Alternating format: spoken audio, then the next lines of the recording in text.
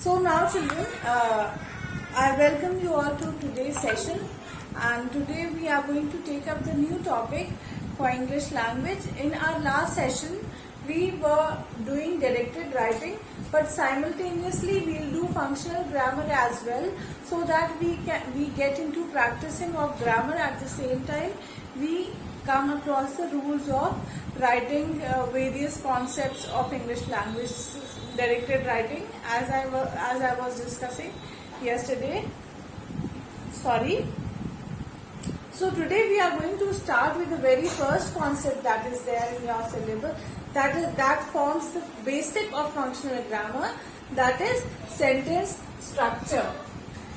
Sentence structure.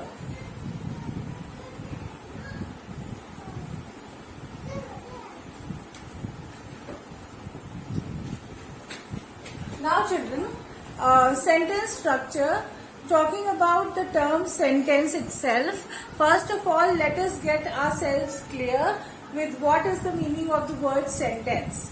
The word sentence itself means a group of words which are organized and which express a complete meaning in itself. That is a sentence. All of you know that?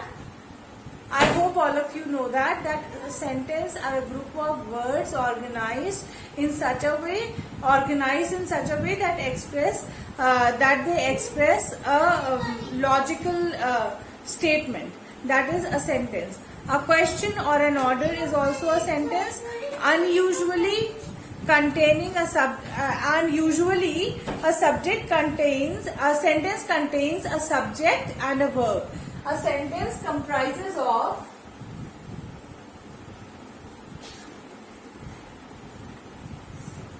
subject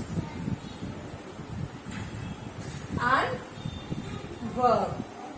So this thing must be very clear to you that a sentence always comprises of subject and verb, plus in a sentence the words should be properly organized. That is, they should be organized in such a way that they should give a clear-cut meaning to the sentence. A clear-cut meaning to the sentence. We'll get to that in detail.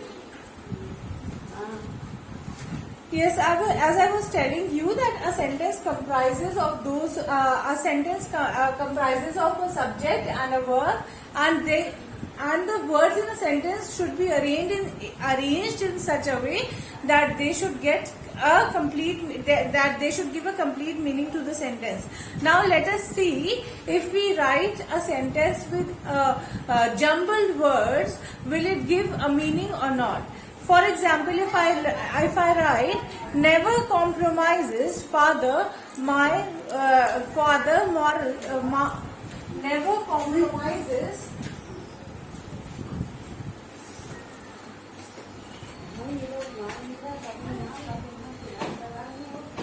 father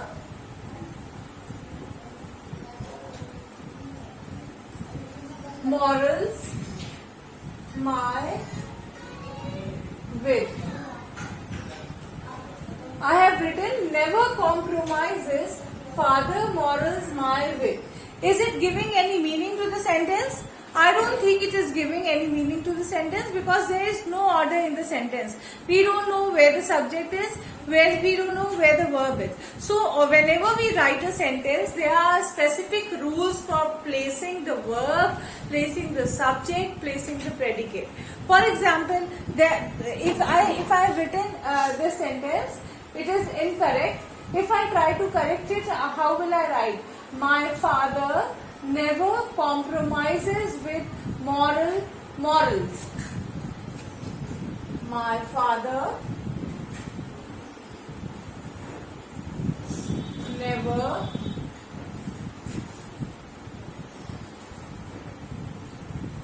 compromises with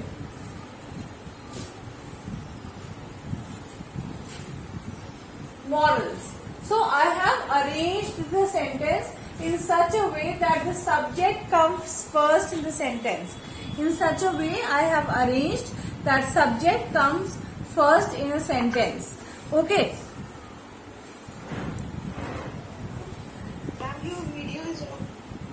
Wait.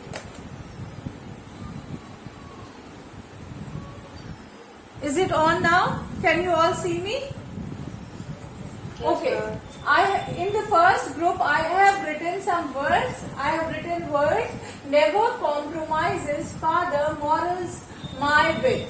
So when you will listen to it, you will get the feeling that they are just group of words.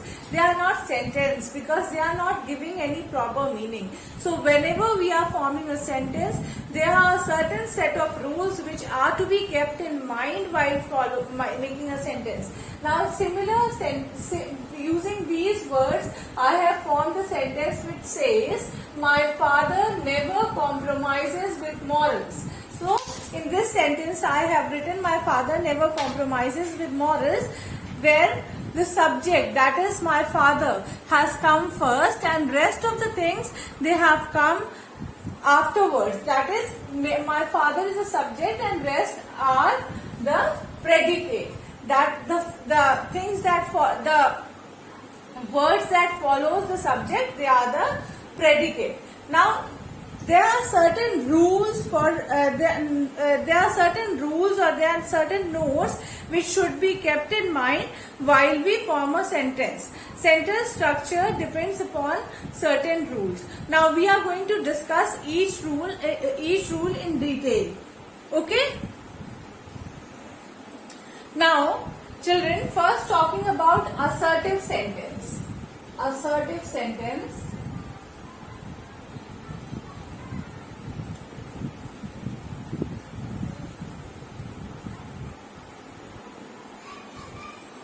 Now, children, firstly let us understand the meaning of the word assertive itself. The word assertive means that we are assuming.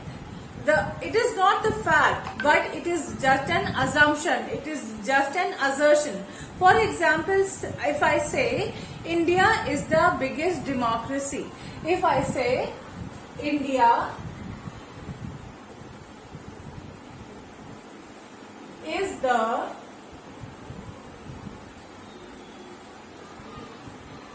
biggest democracy. Now children, in this sentence I have written India is the biggest democracy, where India is our subject and rest of the sentence is predicate.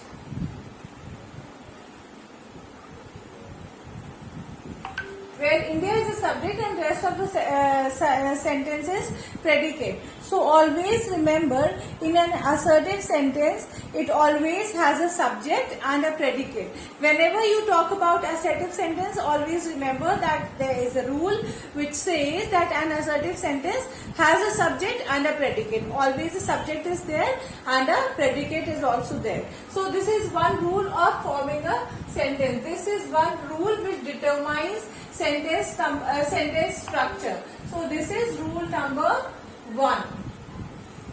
Okay, now talking about another factor which determines sentence. Now this rule says, this condition says that whenever we are forming a sentence, we should keep in mind that a subject in a sentence, whenever there is a subject in a sentence, it usually comes before the verb. For example, we love peace and prosperity. We love, for example, if I say we love peace and prosperity, or if I say I always consider view biased. We love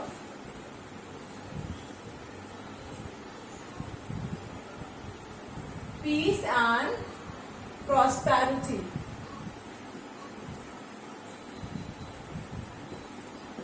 See, children, in this I am saying that in a sentence, whenever there is a verb and a subject, usually a subject comes before the verb. Usually, in some cases, verb might come after the subject, but a subject might come after the verb. But usually, a verb is always placed before the subject. So we is a subject because we are because in this sentence the focus is we. So we is subject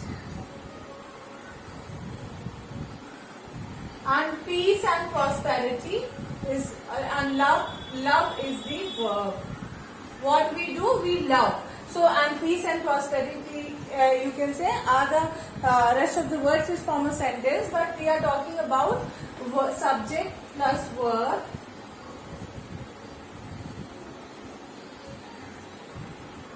So it says that whenever we are forming a sentence structure, whenever a sentence has a verb and a subject, we should keep in mind that usually in a sentence a subject is always usually a subject is placed before a verb. Before a verb, a subject is placed. So this is one of the conditions which we should keep in mind while forming a sentence. Now let us come to the next condition. Now, children, as I have told you that in previous condition that whenever we talk about a sentence formation, we usually consider that in a sentence a subject always comes before a verb, but in certain conditions a subject comes after the verb. Now let us see in which condition it happens like that. Whenever we use there in our sentences, when there is used,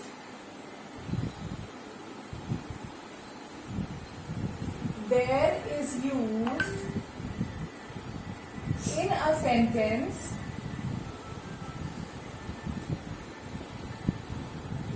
sentence, then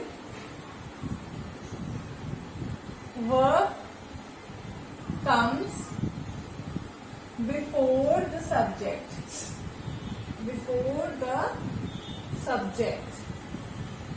Okay? Now for example, if I say that there comes the devil, or if I say there was a meeting yesterday, if I say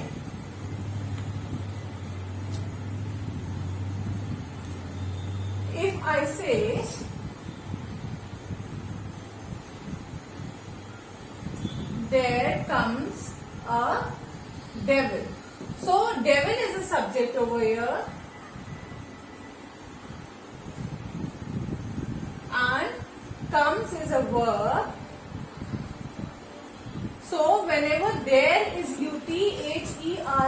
there is used in the sentence, always remember that in such a sentence there a verb will come first and then the subject will come. Is it clear to all of you? Okay.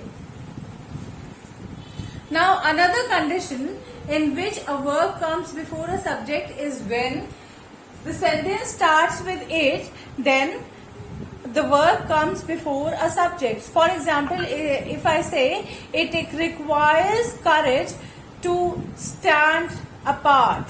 It requires courage.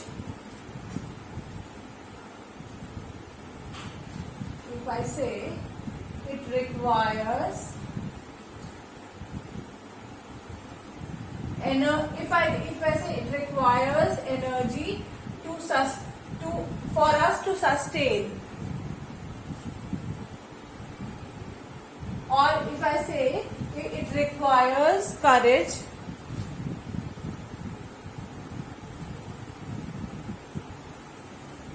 for us to sustain.